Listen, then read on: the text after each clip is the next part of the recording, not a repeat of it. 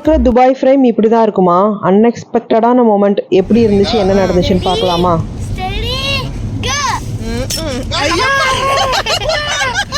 லூசு சித்தி இப்போ ஸ்வைப் பண்ண சொல்லுது லைட்டா.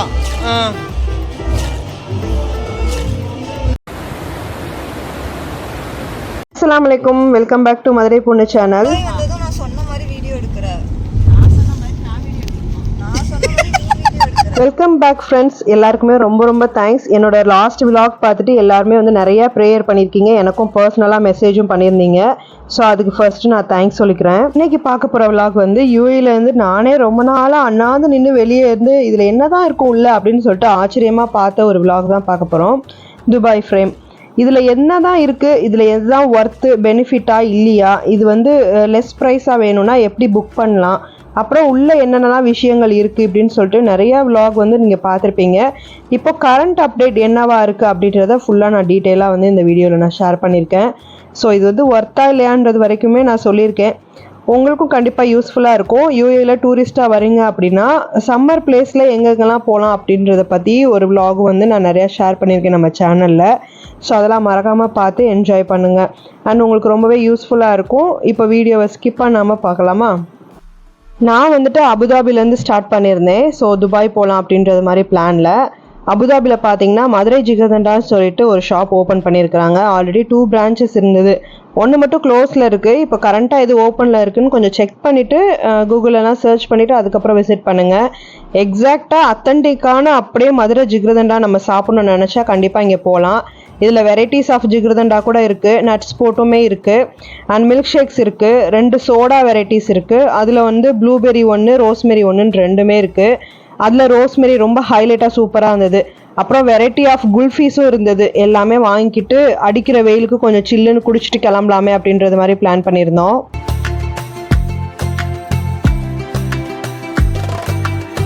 இந்த ஷாப் ஒரு மாதிரி டிஃப்ரெண்ட்டான மெத்தடில் யூஸ் பண்ணியிருப்பாங்க. நம்ம ஸ்மால், மீடியம், லார்ஜ்னு உள்ளதை அவங்க லைக், லவ், ஷேர்னு வச்சுருப்பாங்க. ஐஸ்கிரீமோட, நட்ஸோட அப்படின்னு சொல்லிட்டு 4 வெரைட்டிஸ் ஆஃப் ஜிகர்தண்டா இருக்குது. எல்லாமே ப்ரைஸோட நான் அப்படியே ஸ்க்ரீனில் ஷேர் பண்ணுறேன். அந்த பிக்சரை பார்த்து நீங்கள் டீட்டெயில்ஸ் தெரிஞ்சுக்கோங்க. அட அமுக்குங்க, எவ்வளோ நேரம் ஃபோக்கஸ் பண்ணுறேன். ஐயோ என்ன அமுக்க முடியல. போச்சுடா.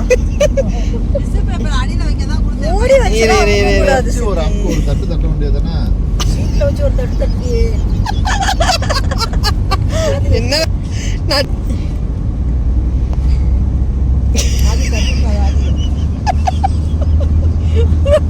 ஐயோ அந்த பேப்பர் எழுதிருக்கணுமோ இல்லைன்னா கை கை கை வச்சு ட்ரை பண்ணுங்க. சைடு பேப்பர் மூடி இருக்கு.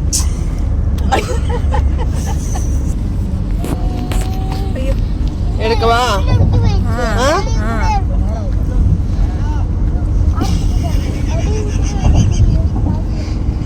ஏய் என் கையை கழுவிங்கன்னா அன்னைக்கு சூப்பரா வந்துச்சேடி. சரிங்க, பிடிக்கவா? அது அப்படியே நேரா புடிமா. ரெடி ஸ்டடி கோ. ஐயோ 10 நிமிஷம் போராட்டத்துக்கு அப்புறம் ஒரு வழியாக அந்த சோடாவை ஓப்பன் பண்ணியாச்சு. ஸோ போகிறப்ப சோடா குடிக்கணும்னு நினச்சது ஒரு தப்பாடா அப்படின்றது மாதிரி தான் இருந்துச்சு. நாங்கள் இங்கேருந்து அங்கே போகிறதுக்கு கரெக்டாக 1 hour கிட்ட ட்ராவல் இருந்தது. அண்ட் துபாய் ஃப்ரேம் வந்து போகணும் அப்படின்னு பிளான் பண்ணிங்கன்னா நமக்கு வந்து டே வியூ, நைட் வியூ 2மே வேணும் அப்படின்னு பிளான் பண்ணோன்னா கரெக்டாக வந்து 5 o'clock கிட்ட, இப்போ சம்மரில் சொல்கிறேன், 5 to 6 அந்த மாதிரி டைமில் வந்து நீங்கள் என்ட்ரு ஆகிட்டிங்கன்னா நீங்கள் வந்து வெளியில் ஃபுல்லாக அவுட் சைடில் ஃபுல்லாக நீங்கள் வெளிச்சமாக அந்த வியூவும் பார்த்துக்கலாம். அதுக்கப்புறம் நைட் ஆயிடுச்சுன்னா வந்து நமக்கு துபாய் எப்படி இருக்கும், ஓல்டு துபாய், நியூ துபாய் 2மே எப்படி இருக்கும் அப்படின்ற அந்த நைட் வியூவுமே பார்த்துக்கலாம். ஸோ நாங்கள் வந்து அந்த மாதிரி பிளான் பண்ணியிருக்கலாமோ அப்படின்னு சொல்லிட்டு கொஞ்சம் லேட்டராக டிசைட் பண்ண மாதிரி இருந்தது, யோசிச்ச மாதிரி இருந்தது. அதனால் நீங்கள் வந்து போகணும் அப்படின்னு பிளான் பண்ணிங்கன்னா அந்த மாதிரி டைமிங் பார்த்து பிளான் பண்ணிக்கோங்க. 2 வியூவுமே பார்க்குற மாதிரி. நீங்கள் இப்போ வின்டரில் கொஞ்சம் சீக்கிரமாகவே வந்து இருட்ட ஆரம்பிச்சிடும். ஸோ அதுக்கு தகுந்தாப்புல டைமிங் வச்சு 2 வியூவுமே பார்த்துக்கலாம் அப்படின்றது மாதிரி ஒரு பிளான் பண்ணிக்கோங்க. அது செம்மையாக இருக்கும். மதியானம் லஞ்ச் டைம் வந்ததுனால லஞ்ச் வந்து வெளியே சாப்பிட்டு போகலாம் அப்படின்னு சொல்லிட்டு டிசைட் பண்ணியாச்சு. இது வந்து பார்த்திங்கன்னா ஜூனியர் குப்பண்ணான்னு சொல்லிட்டு துபாயில் ஒரு ரெஸ்டாரண்ட்டு, அது வந்து காரி அப்படின்ற பேரில் வந்து ரன் பண்ணிகிட்ருக்காங்க. ரொம்ப எக்ஸைட்மெண்ட்டோடு போயிருந்தோம். ரேட்டிங்ஸ் வரைக்கும் எல்லாமே வந்து நல்லதாக இருந்தது. பட் எனக்கு வந்து ஃபுட்டில் அந்த அளவுக்கு பெருசாக சாட்டிஸ்ஃபைடு இல்லை. எல்லாமே ரொம்ப ஸ்பைஸாக இருந்தது மாதிரி இருந்தது. சிக்கனில் போட்டிருக்க சூப்பில் அந்த சிக்கன்லாம் வந்து நல்லா சாஃப்டாக இருக்கும், ஜூஸியாக இருக்கும். பட் அதில் வந்து அப்படியே சிக்கனை கட் பண்ணி அப்போதைக்கு போட்டு கொடுத்தா எப்படி இருக்கும் அந்த மாதிரி இருந்துச்சு. மட்டன் பிரியாணியில் பெருசாக சாட்டிஸ்ஃபேக்ஷனே இல்லை. மட்டன் பிரியாணியில் ஒரு எப்படி சொல்கிறது, அந்த மட்டன் பிரியாணிக்குரிய ஃப்ளேவரும் டேஸ்ட்டும் ரொம்ப கம்மியாக இருந்தது. சிக்கன் பிரியாணி மட்டும்தான் ஓரளவுக்கு சூப்பராக இருந்தது. அதுக்கப்புறம் ஃபிஷ் மீல் ரொம்ப சூப்பராக இருந்தது. ஃபிஷ் மீல் 2 ஆர்டர் பண்ணியிருந்தோம். சிக்கன் மட்டனில் பிரியாணி சொல்லியிருந்தோம். அதுக்கப்புறம் ப்ரான் ஃப்ரை அப்புறம் ஃபிஷ் ஃப்ரைலாம் ஆர்டர் பண்ணியிருந்தோம். அதெல்லாமே ஓரளவுக்கு நல்லா சாட்டிஸ்ஃபைடாகவே இருந்தது. முக்கியமாக இந்த வஞ்சரம், இந்த மாதிரி பெரிய ரெஸ்டாரண்ட்லாம் போனோன்னா இந்த மாதிரி பெரிய ஃபிஷ்லாம் ஆர்டர் பண்ணுறதுக்கே அதுக்கு தான் யோசிக்கிறது. ஒரு மாதிரி கவுல் ஸ்மெல் வந்துடும், வேகாத மாதிரி ஒரு ஃபீல் இருக்கும், இதெல்லாம் இருக்கும். அன்னைக்கும் அதே தான் நாங்கள் ஃபீல் பண்ணோம்.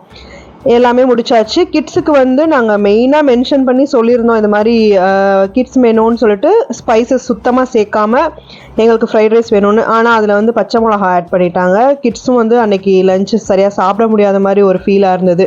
கொஞ்சம் டிசப்பாயின்மெண்ட் தான் இருந்தது. ஸோ அதனால் கொஞ்சம் பார்த்து கேர்ஃபுல்லாக ரெஸ்டாரண்ட்ஸ் எல்லாமே செலக்ட் பண்ணி போங்க, அது இன்னும் பெட்டராக இருக்கும். டேஸ்ட் வைஸ் எல்லாமே வந்து குவாலிட்டி கம்மி தான். அதை முடிச்சுட்டு அப்படியே நேராக ஃப்ரேம் போகலாம் அப்படின்றது மாதிரி பிளான் பண்ணியிருந்தோம். நாங்கள் வந்து அட்வான்ஸாக புக் பண்ணியிருந்தோம் அப்படின்னு சொல்லிட்டா நமக்கு வந்து 25% கிட்ட டிஸ்கவுண்ட் கிடைக்குது ஆன்லைனில் புக் பண்ணும்போது. ஃபஸா கார்டில் தான் ஃபஸ்ட்டு ட்ரை பண்ணாங்க ஹஸ்பண்ட். ஃபஸா கார்டில் வந்து அந்த ஆப்ஷன் இல்லை. பட் நாம் நார்மலாகவே நம்ம கார்ட் பேமெண்ட் பண்ணோம் அப்படின்னா நமக்கு டிஸ்கவுண்ட் இருக்குது. நாங்கள் வந்து டைரெக்டாக போய் அப்படியே பே பண்ணிக்கலாம் அப்படின்றது மாதிரி தான் போயிருந்தோம். ஏன்னா சரியாக பிளானிங் எதுவுமே பண்ண முடியல. அக்கா கொஞ்ச நாள்லேயே உடம்பு சரியில்லாமல் போயிட்டாங்க. அதனால் அவங்கள வச்சு பிளான் பண்ணுறதுக்கு ரொம்ப யோசித்தோம், பண்ணலாமா வேணாமா அப்படின்னு சொல்லிட்டு. அன்றைக்குமே அந்த அளவுக்கு அவங்க ரொம்ப கம்ஃபர்டபுளாலாம் இல்லை. அவங்க கொஞ்சம் அந்த பெயின் அப்புறம் வந்து சரியாக அன்கம்ஃபர்டபுளாக தான் வந்து அந்த இதில் இருந்தாங்க. இருந்தாலும் சரி வந்ததுக்கு நம்ம ஏதாவது பார்த்து தானே ஆகணுமே அப்படின்றது மாதிரி தான் வந்து ஸ்பெண்ட் பண்ணலான்னு போயிருந்தோம். அன்எக்ஸ்பெக்டடாக நடக்கிற விஷயங்களை தான் நான் உங்களுக்கு ஷேர் பண்ணியிருக்கேன். எதுவுமே பிளானிங் கிடையவே கிடையாது. ஸோ அதனால தான் விஷுவலாக வீடியோலையும் அப்படியுமே நான் வந்து போஸ்ட் பண்ணியிருக்கேன்.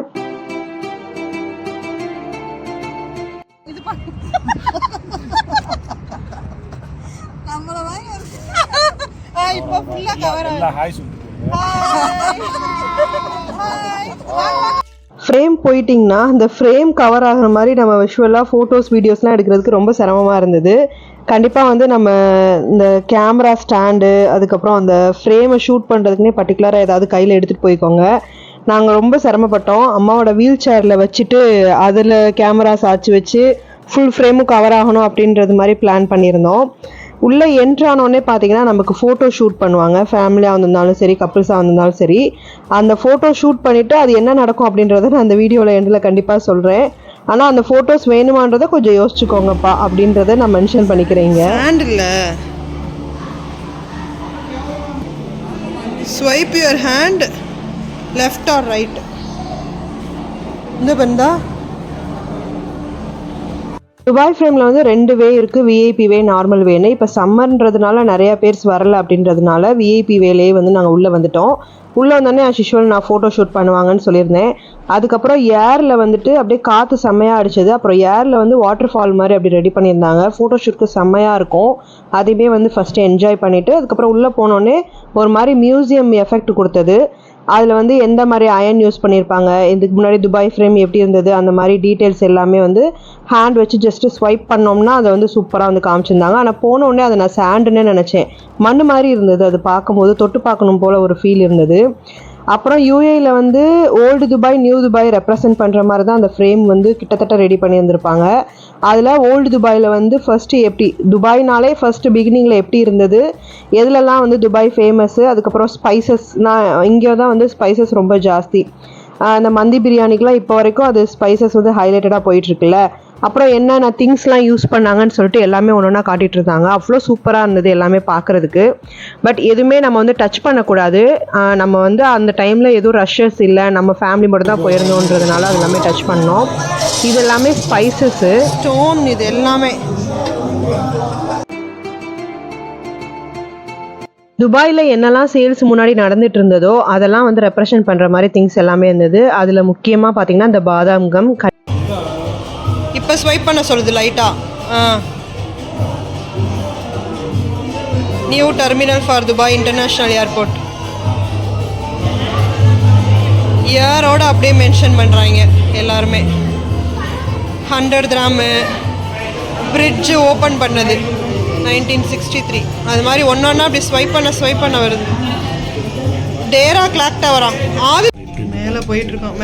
மேலேயே பார்க்க கீழே பாரு, மேலேயே பார்க்க.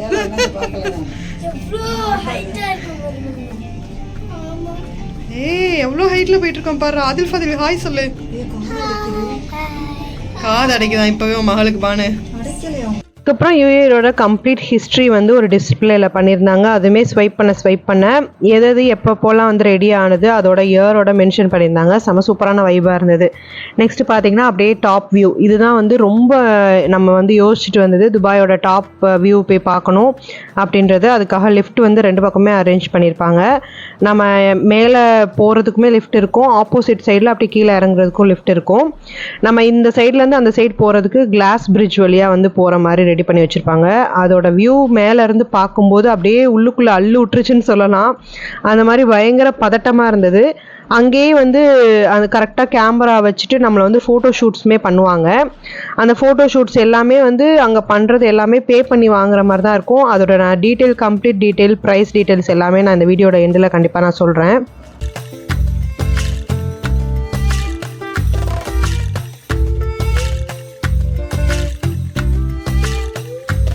ஃபர்ஸ்ட் நான் காமிச்சிருப்பேன், குட்டி குட்டியாக நிறைய பில்டிங்ஸ் இருக்கும், அதுதான் ஓல்டு துபாய். இது வந்து பார்த்திங்கன்னா new Dubai. Burj Khalifa view எல்லாமே தெரியும்.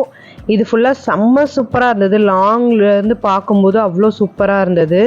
ஃபுல் வியூவுமே வந்து கம்ப்ளீட்டாக கவர் பண்ணியிருந்தேன். அங்கே போயிட்டு ஷூட் எடுக்கிறதுக்கு பயங்கர ஒரு ஸ்பாட்னே சொல்லலாம்.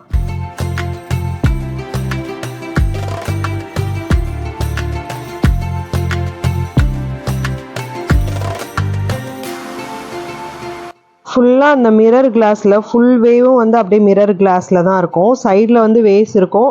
சப்போஸ் யாருக்கு வந்து மிரர் கிளாஸில் போகிறதுக்கு வந்து பயமாக இருக்கும் அந்த மாதிரிலாம் இருக்கும்போது சைடில் வியூ இருக்கும், அதையுமே யூஸ் பண்ணிக்கலாம்.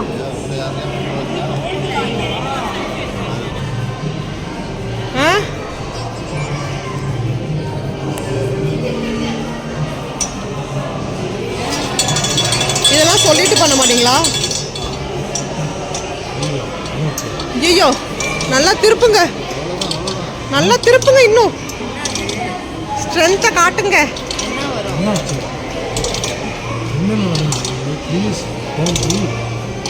விடாம திருப்பணும் போல இருக்குங்க. திருப்புங்க உங்க ஸ்ட்ரென்த்தை பூரா காட்டுங்க. அடே அப்பா, கடைசி ஒரு காய்.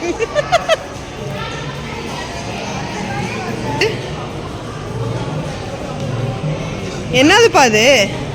ஃப்ரேமுக்கு வந்திருக்கோன்ட்டு ஒரு இது சும்மா பிரிண்ட் பண்ணி கொடுக்குதுங்க. இந்த இதில் ஏதாவது இங்கே வந்து ஏஜ் ரெஸ்ட்ரிக்ஷன் எதுவுமே கிடையாது. கிட்ஸுமே வரலாம், பெரியவங்களும் வரலாம். அண்ட் வீல் சேர் ஃபெசிலிட்டிஸுமே இருக்குது. நான் கூட அம்மாவுக்கு வீல் சேர் தான் எடுத்திருந்தேன். ஸோ கீழே நம்ம கேட்டோன்னா எமிரேட்ஸ் கார்டு கேட்பாங்க, நம்மளோட எமிரேட்ஸ் ஐடி கேட்பாங்க. அது மாதிரி எமிரேட்ஸ் ஐடி கொடுத்துட்டு எடுத்துக்கலாம்.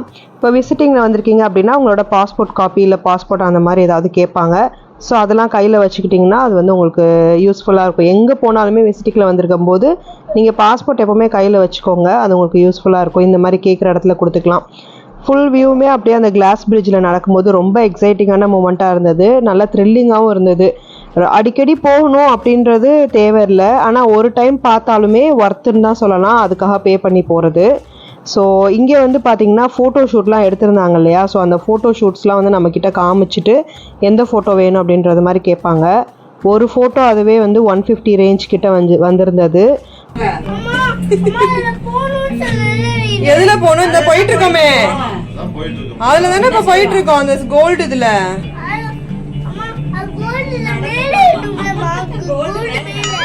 என் பையன் வேற ஃப்ரேமை வெளியே இருந்து பார்த்தாரு. ஃபுல்லாக கோல்டனில் அப்படியே செஞ்சுருந்த அந்த மாதிரி சூப்பராக அட்ராக்டிவாக இருந்தது. அது மேலே அந்த ஃப்ரேம் மேலேயே வந்து நடக்கணும் அப்படின்றது மாதிரி பேசிகிட்டு இருந்தார். ஸோ அந்த பசங்களுக்கு அந்த ஏஜில் அவ்வளோதான் புரியும் இல்லையா? ஒரு மாதிரி அது ஒரு மாதிரி ஃபன்னாக போயிட்டு இருந்தது. அப்புறம் அந்த ஃபோட்டோ வந்து நாங்கள் வந்து வாங்கவே இல்லை. அதுக்கு நம்ம வந்து கேமராவில் எடுத்துக்கலாம், இல்லை வந்து நம்ம மொபைலில் எடுத்துக்கலாம். அதை வச்சு நம்ம வந்து பேக்ரவுண்டில் இந்த மாதிரி ஃப்ரேமோட எஃபெக்ட்லாம் வச்சு நம்மளே வந்து கொடுத்துக்கலாம் அப்படின்றது மாதிரி நாங்கள் வேணாம் அப்படின்றது மாதிரி சொல்லிட்டு வந்துட்டோம்.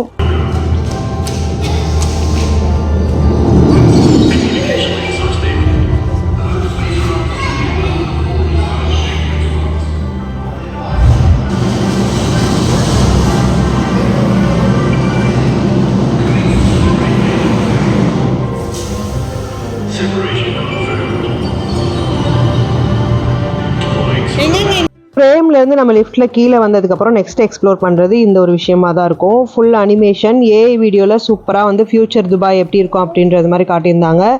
இது வந்து பார்த்திங்கன்னா துபாயில் இருக்கிறவங்களுக்கு தெரியும், ஷேக் ஜாயத் ரோடு.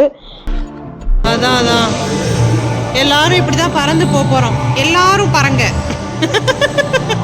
ஸோ ஃபுல்லாக மெட்ரோ அப்புறம் வந்து காரில் போகிறதும் சரி எல்லாமே எந்த மாதிரி அட்வான்ஸ்டாக இருக்கும் ஃப்யூச்சரில் அப்படின்றத வந்து மென்ஷன் பண்ணியிருப்பாங்க.